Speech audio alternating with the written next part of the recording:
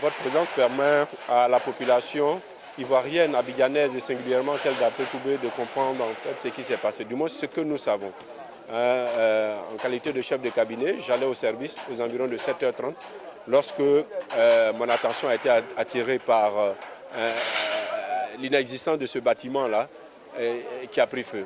Et sur cette base, je me suis arrêté et j'ai trouvé sur place le chef du village, le conseiller municipal Agué, qui m'a donné des informations.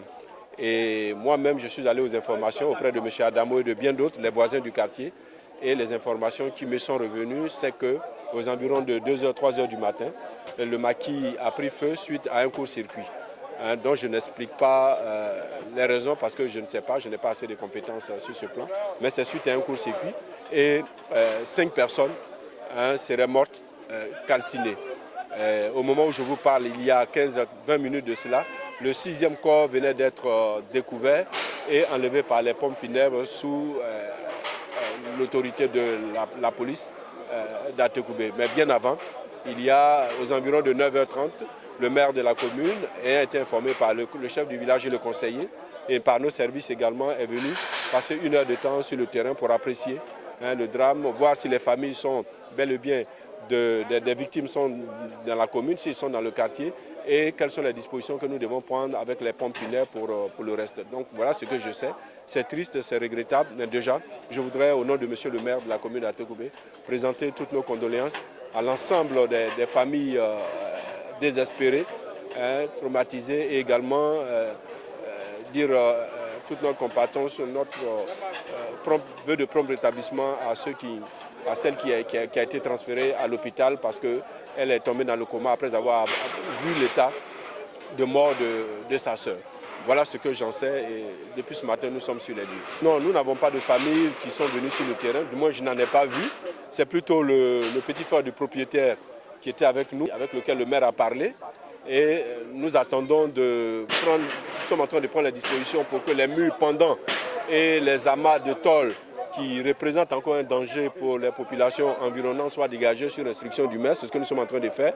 Et après, nous irons aux pompes funèbres au kilomètre 17 pour mieux nous informer. Mais un des membres qui est décédé, qui serait le DJ de la boîte du maquis, du bar, habiterait à Agban.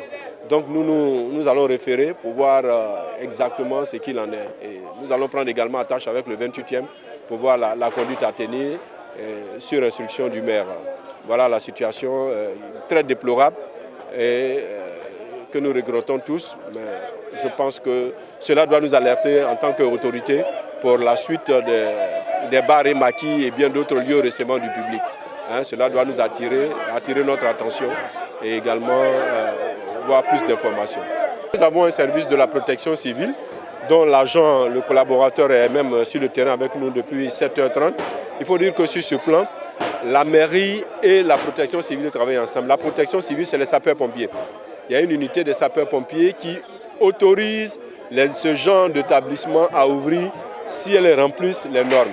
Nous, au niveau de la mairie, nous apprécions le volet de l'hygiène. Le volet de l'hygiène et également un tout petit peu le volet de salubrité, enfin je veux dire de protection civile. Mais la structure la mieux équipée aujourd'hui en Côte d'Ivoire, c'est les services de la protection civile, c'est elle qui autorise les maquis de cette classe-là, de cette catégorie plutôt à ouvrir.